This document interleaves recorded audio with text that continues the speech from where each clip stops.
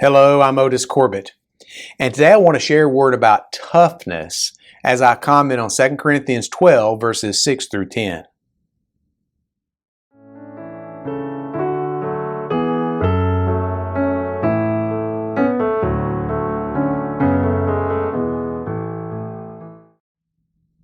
This passage reads, "For though I would desire to glory, I shall not be a fool, for I will say the truth.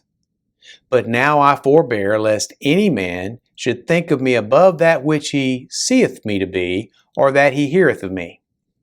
And lest I should be exalted above measure through the abundance of the revelations, there was given to me a thorn in the flesh, the messenger of Satan, to buffet me, lest I should become exalted above measure. For this thing I besought of the Lord thrice, that it might depart from me. And he said unto me, My grace is sufficient for thee, for my strength is made perfect in weakness. Most gladly, therefore, will I rather glory in my infirmities, that the power of Christ may rest upon me. Therefore I take pleasure in infirmities, in reproaches, in necessities, in persecutions, in distresses, for Christ's sake. For when I am weak, then I am strong." Now, as I record this, although it is August in Alabama, I am wearing an Army aviator's glove on my hand. Just one, not on this one, just on this one. And no, I am not channeling my inner Michael Jackson. I'm wearing this because I recently was unboxing a table for my wife and my pocket knife slipped. 4 stitches, 3 different seats in the emergency room, 2 hours and 1 tetanus shot later, I was back home with a very large bandage, a massive bandage almost, covering a small but deep wound in the web of my hand. Now, I'm wearing this aviator's glove to hold in place a much smaller bandage on that awkward spot in the web of my hand between my thumb and forefinger. It's hard to keep a bandage on there, and so that's what I'm doing with this glove on. Now, the thing that surprised me about this accident was that when I looked at the wound, I almost passed out.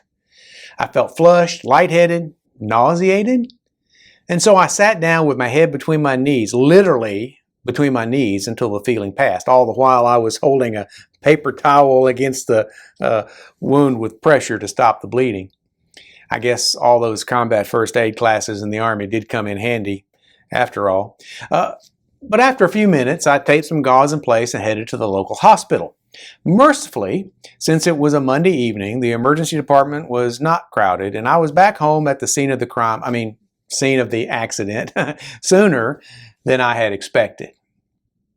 But what I had not expected, what I really didn't expect, was that I almost passed out over a non-life-threatening wound, what in war movies would be called a flesh wound. The knife did go about a ½ inch into my hand, which is a thing, but I wasn't going to bleed to death, so I'm a little embarrassed about my lack of toughness, to be honest. Now, contrast my wimpiness with the experience of FBI agent Edmundo Morales during the infamous Miami shootout of 1986. Early in that firefight, Special Agent Morales was hit. He was hit by a rifle bullet which shattered the bones in his forearm. Now, despite his unspeakably painful wound, Special Agent Morales operated his 12-gauge pump shotgun with one good hand, and he put down the 2 assailants, and he finished the fight. Although his comrades were out of the fight, he was still in it, and he finished it. And although he never regained the complete use of that wounded arm, he continued his service in the FBI until his retirement in 2004. There's no doubt that Special Agent Morales was a tough man. But as we can see in our focal passage for today, so was the Apostle Paul. We don't know for sure what ailment or injury bedeviled Paul so much. The only clue we have is that Paul needed to have a secretary write his letters for him, although he would add his own greeting in his own hand at the end. But in Galatians, Paul made his greeting by saying, in essence, "See how big I have to make my letters when I write?" So Apparently, his illness or injury affected his hand or his eyes or both. We're not sure. We don't know what it was. But in any case, Paul's affliction was chronic and severe, such that he sought relief from God on multiple occasions. Now, we know that God always answers our prayers. In this case, he told Paul, no.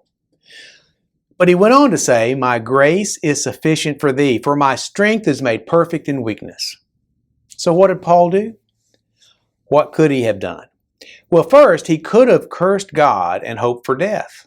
That was an option presented to Job. He could also have sought a cure and a solution for his problems in other places. That is really what King Saul did on a number of occasions. Or he could lean into his affliction and see if God was as good as his word. This is the attitude of the hymn which says, trust me, try me, prove me, saith the Lord of hosts, and see if a blessing, an unmeasured blessing, I will not pour out on thee. Now, of course, I gave the bottom line up front in that passage from 2 Corinthians 12. So we know what choice Paul made. Because of God's faithfulness and because of God's promises, Paul made the decision to be tough. He made the decision to rest in God, knowing that God would help him to be strong. So what about us? Are we tough? Well, I guess I'm not as tough as I thought I was, since I almost passed out because of this flesh wound. Toughness, however, is not measured by our initial reaction to an event. It is what we do after the initial shock wears off that counts. You see, when Special Agent Morales was hit by that rifle bullet, he was knocked to the ground in shock and then in agony. As the bullets flew around him, he too had a choice to make. He could lie on the ground and wait for the fatal shot, or he could fight back. He admitted that he got angry, and that motivated him to fight back. And he won that fight because he decided in his will he was going to be tough that day. Toughness is the commitment to endure hardship in order to achieve a goal, in order to complete a mission or to realize a vision. In 2 Timothy 2:3, Paul instructed his protege, thou therefore endure hardness as a good soldier of Jesus Christ.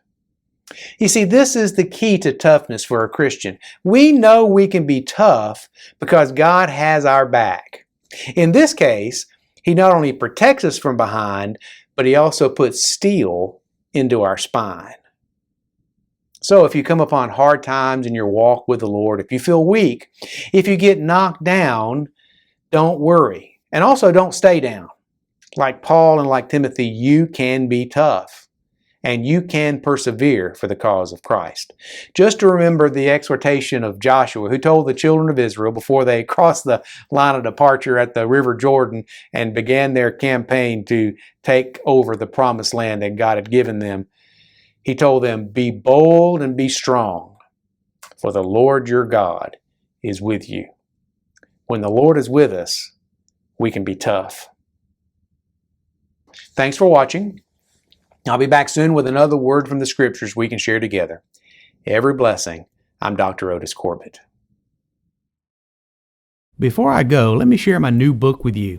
Seminary taught me to be a pastor, but the Army taught me to be a leader.